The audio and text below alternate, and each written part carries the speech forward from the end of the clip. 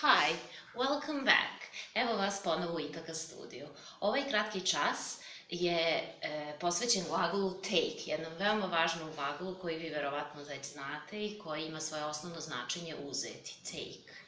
Please take these keys. Molim te ponesi ove ključeve.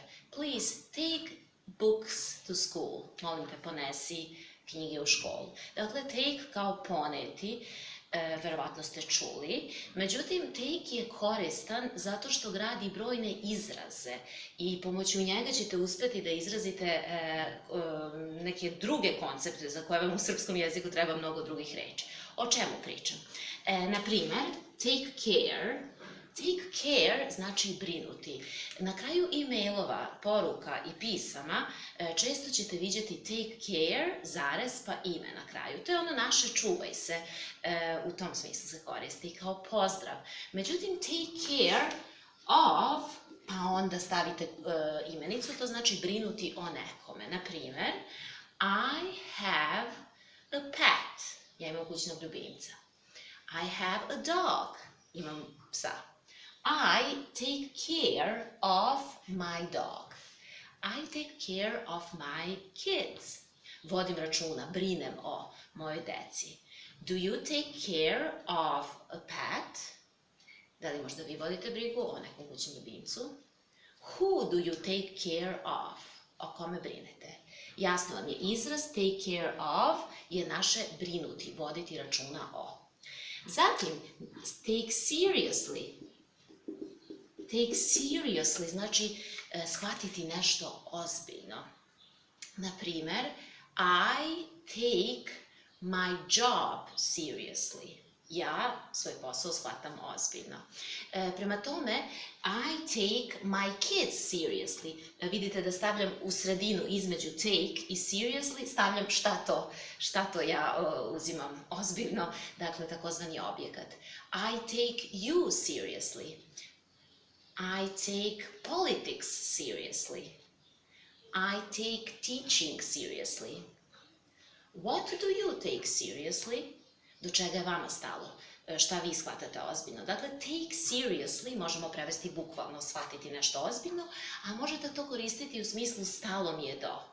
I take my job seriously, znači držim do svog posla i shvatam ga ozbiljno i stalo mi je do njega. Dakle, take care of, brinuti, take something seriously. Idemo dalje. Take somebody znači nekoga, somewhere znači negde. Šta u stvari hoću da kažem? Kada želite da kažete odveo sam decu u školu, odvela sam majku kod lekara i tako dalje. Znači to naše odvesti nekoga nekamo, u engleskom se izražava uz pomoć ovog jednog jednostavnog glagola take. Prema tome, I take my kids to school every morning. Ja vodim decu u školu svakog jutra. I take my mom to the doctors. Vodim mamu kod doktora.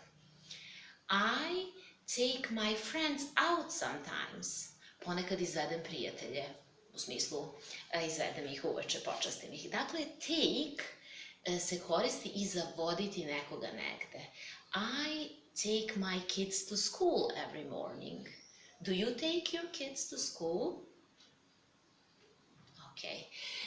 Zatim dalje, glagol take ima još nekoliko značenja koje vam mogu biti korisna. Recimo, uzmimo take something for granted. For granted. Jako se često čuje ovaj izraz.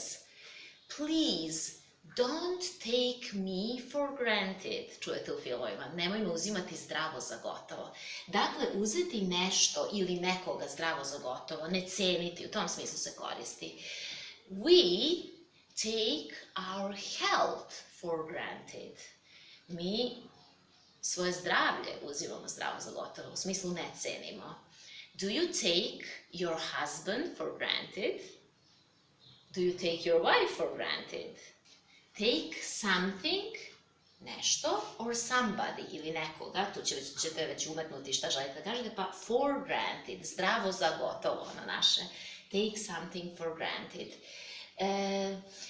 Takođe, čućete sigurno u filmovima puno puta take me home, please take me home, odvedi me kući. To potpada pod ovo značenje, jel tako? Take somebody somewhere, please take me home, povedi me kući. Take away bi bio frazalni glagol i znači odneti nešto. Viđali ste možda i na ovim lekcijama raznih restorana, kažu take away. Take away u smislu možete poručiti hranu, možete odneti hranu. Take away isto poneti sa sobom i tako dalje. Take in može imati nekoliko značenja, jedno i osnovno je nešto ukapirati, shvatiti. Do you take this in? Kao da li shvatate ovo, da li primate to, ali može značiti i nekoga primiti k sebi u kuću. Recimo, I sometimes take in cats. Ponekad primim po neku macu u kuću, u tom smislu take in. Naravno da take ima jako mnogo značenja, ali još jedno veoma bitno na koje bi da vam skrenem pažnju je vremensko značenje. Šta to znači? Kad hoćete da kažete, na primer, treba mi 10 minuta da ispegam košulju, vi možete reći I take 10 minutes to, i sad dodajte šta? Dakle, I take, bukvalno uzimam, treba mi, jel? Pa onda stavite koliko vremena, to, i onda stavite radnju koju želite da izrazite. Prema tome, na primer, I take 1 hour to teach a class. Meni treba sat vremena da odradim čas. Ili, I take 15 minutes to take my kids to school. Treba mi 15 minuta da odvedem decu u školu. I take 1 minute to brush my teeth. Treba mi minut da operem zube. Prema tome jasno vam je take, pa period, da li će biti 10 minutes, 1 hour, 3 days, nema veze, pa onda to i onda uvedete šta, koju radnju. Naravno da ovo funkcioniše u svim licima, prema tome bilo bi, na primjer, she. My wife, moja žena, my wife takes 2 hours to get ready. Tipična zamerka muževa obično, kaže she takes 2 hours to get ready for work. Treba joj 2 sata da se spremi za posao. Do you take 2 hours to get ready for work? Da li vama treba toliko? Do you take 2 hours to get to work? Da li vam treba 2 sata da stignete do posla? I onda pitanje, how much time, koliko vremena, do you take, ti treba, to, pa sad nešto. How much time do you take to study English? Koliko vremena posvećujete učenju engleskog? Ili, how much time do you take to get to work? Koliko ti vremena treba da stigneš na posao?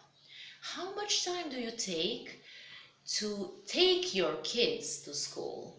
Vidite, u istoj rečenici dve različite upotrebe take. Take u smislu vremena i take u smislu odvesti nekoga negde. Često ćete čuti izraz it takes, potrebno je, treba. It takes two, u onoj čuvanoj pesmi, ja mislim, Tine Turner, it takes two, baby, kao potrebno je dvoje, ali i u smislu vremena. It takes 5 minutes to iron the shirt. Treba 5 minuta da se ispegla košulja.